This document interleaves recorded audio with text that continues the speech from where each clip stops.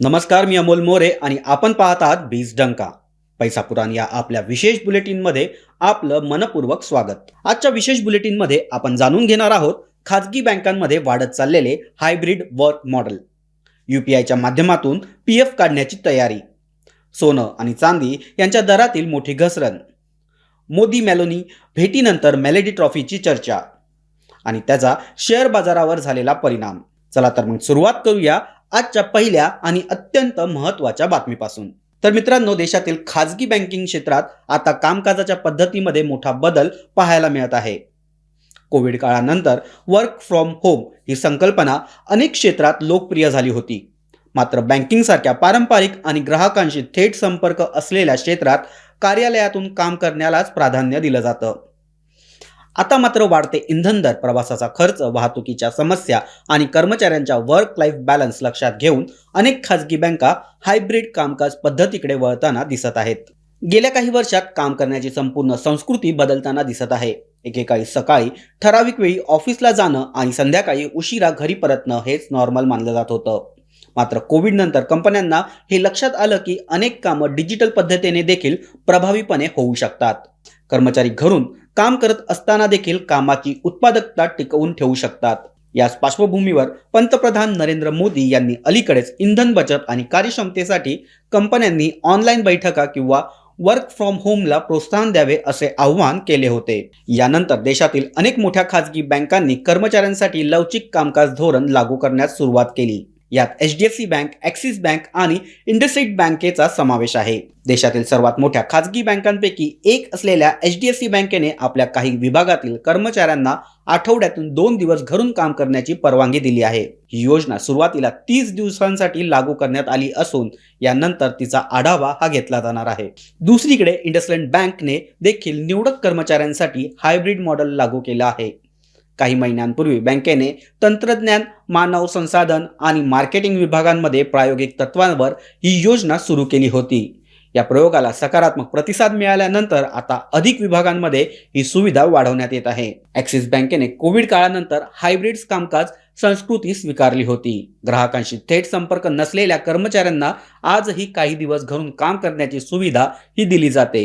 बँकेच्या मते लवचिक कामकाजामुळे कर्मचारी समाधानी राहतात आणि त्यांचा सकारात्मक परिणाम कामावरती दिसून येतो. विशेष म्हणजे मुंबई, दिल्ली, बेंगलोर, हैदराबाद, पुण्यासारख्या मोठ्या शहरांमध्ये रोजचा प्रवास हा कर्मचाऱ्यांसाठी मोठा ताण बनत चालला आहे. 2 ते 3 तासांचा प्रवास, वाढते पेट्रोल आणि डिझेलचे दर, लोकल ट्रेन आणि मेट्रोतील गर्दी यामुळे मानसिक थकवा वाढत असल्याचे अनेक सर्व्हेमधून समोर आले.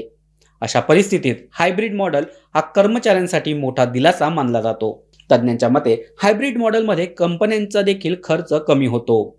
कार्यालयीन वीज, जागा, देखभाल आणि प्रवास भत्त्यावरील खर्चात बचत होण्यास मदत होते. देशातील कोट्यावधी कर्मचारी आणि पीएफ खातेदारांसाठी मोठी दिलासादायक बातमी समोर आली आहे. कर्मचारी भविष्य निर्वाह निधी संघटना म्हणजेच एम्प्लॉय प्रोव्हाइड फंड ऑर्गनायझेशन म्हणजेच EPFO लवकरच यूपीआयच्या माध्यमातून पीएफ काढण्याची सुविधा सुरू करण्याच्या तयारीत आहे. केंद्रीय कामगार मंत्री मनसुख मांडविया यांनी या संदर्भात माहिती दिली असून या सुविधेची चाचणी पूर्ण झाल्याचे सांगितले आहे. सध्या पीएफ रक्कम काढण्यासाठी अर्ज पडताळणी आणि बँक प्रक्रियेमुळे अनेक दिवस वाट पाहावी लागते. अनेक वेळा कागदपत्रांमधील त्रुटी, बँक खात्याची पडताळणी किंवा KYC समस्या यामुळे क्लेम रखडतो. यामुळे आर्थिक अडचणीत असलेल्या कर्मचाऱ्यांना मोठा त्रास सहन करावा लागतो.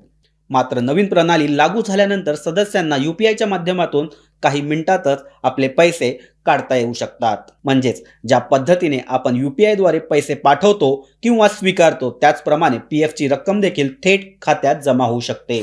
विशेषतः वैद्यकीय आपत्कालीन परिस्थिती, शिक्षण, घर खर्च किंवा अचानक आर्थिक गरज निर्माण झाल्यास पीएफ पैसे तातडीने मिळणे सोपे होणार आहे. यामुळे EPFO हिची सेवा अधिक डिजिटल, वेगवान आणि पारदर्शक होण्यास मदत मिळणार आहे. तज्ज्ञांच्या मते भारतातील डिजिटल पेमेंट क्रांतीनंतर आता सरकारी यंत्रणा देखील वेगाने डिजिटल प्लॅटफॉर्मकडे वळत आहेत.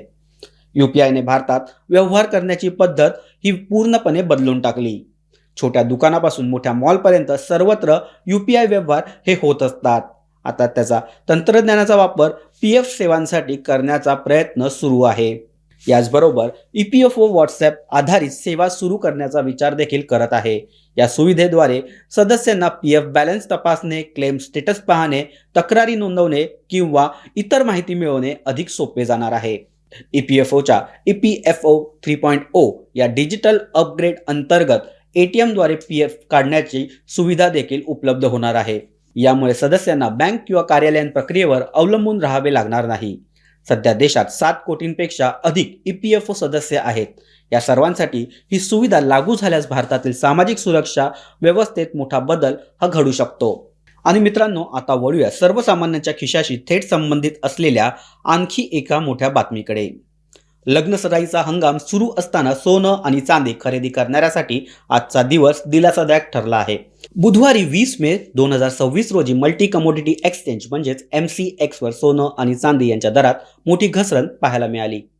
जागतिक बाजारातील अस्थिरता, मजबूत होत असलेले अमेरिकन डॉलर आणि गुंतवणूकदारांकडून होत असलेली नफा वसुली यामुळे मौल्यवान धातूंवर दबाव वाढल्याचे तज्ज्ञांचे मत आहे. MCX जून एक्सपायरी सोने सुमारे 630 ते 1100 रुपयांनी घसरले. सोन्याचा दर हा 1,58,000 रुपयांच्या आसपास प्रति 10 ग्रॅम इतका खाली आला.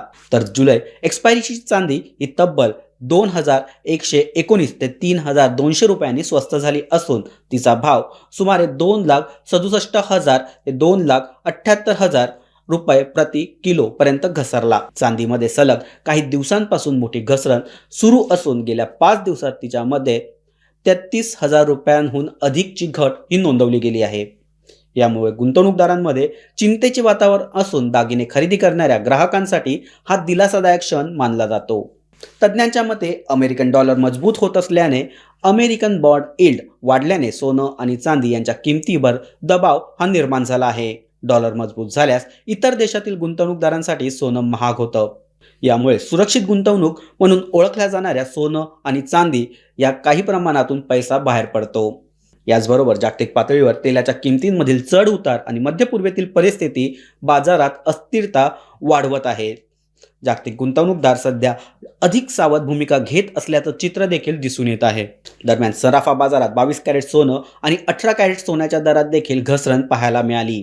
22 कॅरेट सोन्याचा दर हा प्रति 10 ग्राम सुमारे 1,45,000 इतका आहे. तर 18 कॅरेट सोन्याचा दर हा 1,18,000 रुपयांपर्यंत पोहोचला आहे. विश्लेषकांच्या मते दीर्घकालीन गुंतवणुकीसाठी सोनं अजूनही सुरक्षित पर्याय मानलं जातं. यामुळे सध्याची घसरण ही खरेदीसाठी संधी असून मात्र गुंतवणूक करण्यापूर्वी बाजारातील चढ उतार लक्षात घेऊन तज्ज्ञांचा सल्ला घेणे आवश्यक आहे. तर मित्रांनो, आता बोलूया एका अशा बातमीबद्दल जिथे सोशल मीडिया, राजकारण आणि शेअर बाजार या तिन्ही गोष्टी एकाच वेळी चर्चेत आल्या आहेत. इटली दौऱ्यावर असलेले पंतप्रधान नरेंद्र मोदी यांनी इटलीच्या पंतप्रधान जॉर्जिया मेलोनी यांना मेलोडी ट्रॉफी गिफ्ट केल्यानंतर सोशल मीडियावर पुन्हा एकदा मेलोडी ट्रेंडमध्ये जोरात चर्चेत आली. या छोट्याशा पण लक्षवेधी भेटीचा थेट परिणाम शेअर बाजारावर देखील दिसून आला. मेलोडी ब्रँडशी संबंधित पार्ले इंडस्ट्रीजच्या शेअर्समध्ये अचानक वाढ झाली असून कंपनीचे शेअर्स 5% उसळले. रोममध्ये झालेल्या भेटीदरम्यान नरेंद्र मोदी यांनी जॉर्जिया मेलोनी यांना भारतीय मेलोडी ट्रॉफी ही पॅकेटमधून गिफ्ट केली. या भेटीचा व्हिडिओ सोशल मीडियावर चांगलाच व्हायरल झाला आहे. मेलोनी यांनी स्वतः हा व्हिडिओ शेअर करत thank you for the gift अशी प्रतिक्रिया दिली. त्यांनी मेलोडी हा व्हेरी गुड ट्रॉफी असे देखील या आपल्या पोस्टमध्ये म्हटलंय. मोदी आणि मेलोनी यांच्या नावावरून तयार झालेली मेलोडी हा शब्द यापूर्वी देखील सोशल मीडियावर ट्रेंड करत होता. यामुळे या गिफ्टमुळे पुन्हा एकदा मीम्स, पोस्ट आणि चर्चांचा पूर आला आहे. या व्हायरल वातावरणाचा परिणाम गुंतवणूकदारांच्या भावनेवर झाला असून पार्ले इंडस्ट्रीच्या शेअर्समध्ये खरेदी ही मोठ्या प्रमाणावर वाढली. बाजार उघडल्यानंतर काही वेळातच शेअर हे 5% अप्पर सर्किटपर्यंत पोहोचले. विशेष म्हणजे गेल्या काही महिन्यांपासून पार्ले इंडस्ट्रीच्या शेअर्सवर दबाव होता. मागील 3 महिन्यात शेअर्समध्ये मोठी घसरण पाहायला मिळाली. मात्र एका व्हायरल क्षणामुळे अचानक शेअर्समध्ये तेजी आल्याने गुंतवणूकदारांमध्ये उत्सुकताही वाढली आहे. बाजारातील तज्ज्ञांच्या मते अशा प्रकारची वाढ ही प्रामुख्याने भावना आणि सोशल मीडिया ट्रेंडवर आधारित असते. यामुळे दीर्घकालीन गुंतवणुकीसाठी कंपनीची आर्थिक स्थिती आणि व्यवसायाची कामगिरी महत्त्वाची राहणार आहे. दरम्यान नरेंद्र मोदी यांनी आपल्या इटली दौऱ्यात भारत इटली संबंध, व्यापार आणि धोरणात्मक सहकार्यावर चर्चा केली. आणि आता बुलेटिनमधील शेवटची पण अत्यंत महत्त्वाची बातमी देशांतर्गत शेअर बाजारातील मोठ्या चढउताराची। सकाळच्या सत्रात जागतिक तणाव, कच्च्या तेलाच्या वाढलेल्या किमती आणि रुपयातील कमजोरी यामुळे गुंतवणूकदारांमध्ये भीतीचे वातावरण निर्माण झाले होते। यामुळे BSE सेन्सेक्स तब्बल 670 अंकांनी घसरून 74,529च्या पातळीवर व्यवहार करत होता, तर निफ्टी 50 देखील 23,400च्या खाली घसरला। मात्र दिवस पुढे जात असतानाच बाजाराने जोरदार पुनरागमन केले आणि सेन्सेक्सने दिवसातील निच्चांकी पातळीवरून सुमारे 450 अंकाची भरारी घेतली। निफ्टीने देखील पुन्हा 23,550चा टप्पा हा पार केला। विशेष म्हणजे सकाळच्या मोठ्या घसरणीनंतर गुंतवणूकदारांनी कमी किमतीत दर्जेदार शेअर्सची खरेदी करण्यास सुरुवात केली। यामुळे बाजाराला आधार मिळाला। विश्लेषकांच्या मते निफ्टीसाठी 23,400 ही पातळी अत्यंत सपोर्ट लेवल ठरत असून याखाली मोठी घसरण झालेली नाही, हे सकारात्मक संकेत मानले जातात। दरम्यान मध्य पूर्वेतील तणाव कमी होण्याची शक्यता आणि जागतिक बाजारातील स्थिरतेमुळे गुंतवणूकदारांचा आत्मविश्वास काही प्रमाणात वाढला आहे। अमेरिकन धोरणाबाबत सकारात्मक संकेत मिळाल्याने बाजारातील भीती कमी झाली। यामुळे IT, बँकिंग आणि निवडक कंपन्यांच्या शेअर्समध्ये खरेदी ही वाढलेली पाहायला मिळाली।